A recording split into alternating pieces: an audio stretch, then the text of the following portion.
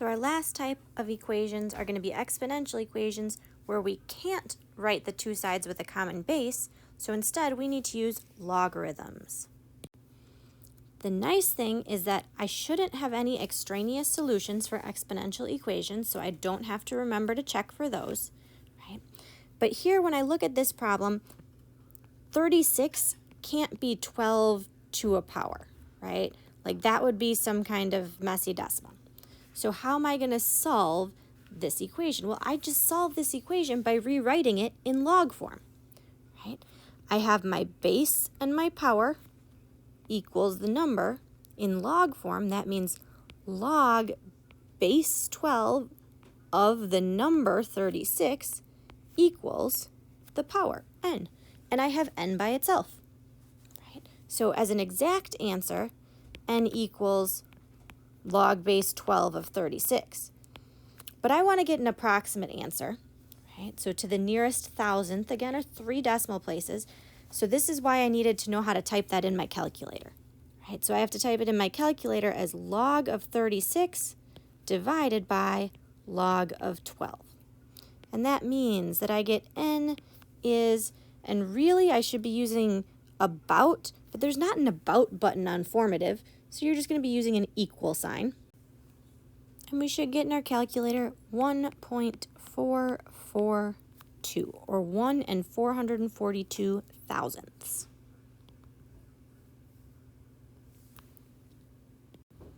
And let's take a look at a couple more examples of these exponential equations. Same idea. Right away, I can't write 52 as 18 to a power, so instead I need to rewrite this in log form.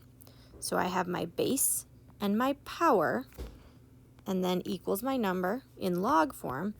Log base 18 of my number equals my power. And now I can get n by itself. First, I want to figure out what log base 18 of 52 is, because a really common mistake people make is they go and they subtract 7 on both sides, and they accidentally subtract the 7 from the 52.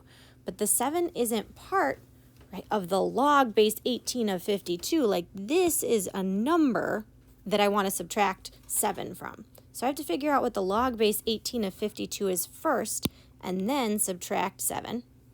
So if I use my calculator and type in log of 52 divided by log of 18 using that change of base formula, I get that as a number, that's actually 1.367.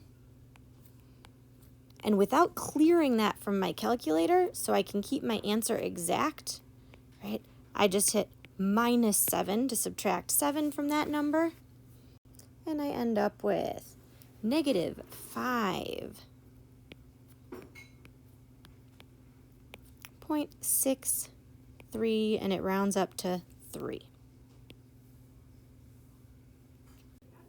And one last example. What if there's extra stuff, right?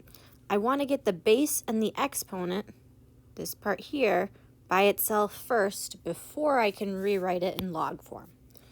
So I need to start by taking 10 away from both sides, right? I always undo adding and subtracting first, then I undo multiplying and dividing.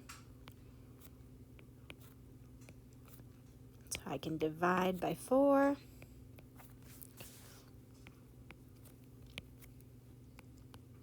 Then I can undo my exponent, right? So then I can use the logarithm to undo my exponent. 6 divided by 4 ended up being 1.5.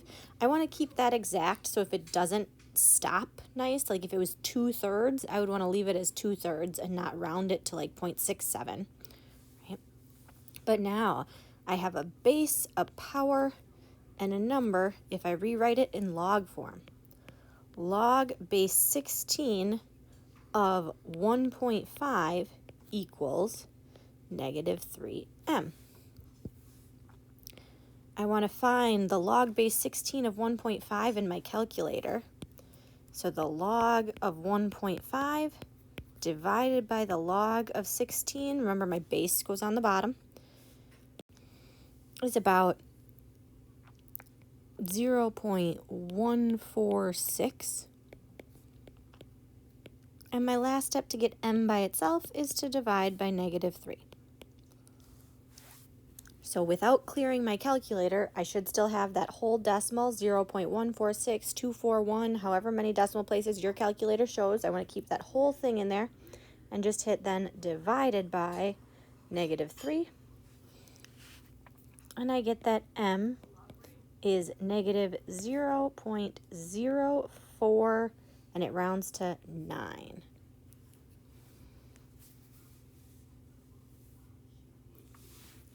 Am I allowed to get that for an answer? Well, yeah, this is an exponential equation, so I can have any values for m, right? It's only when I have logs that I have to worry about extraneous solutions. So seeing if you could try those last few practice problems.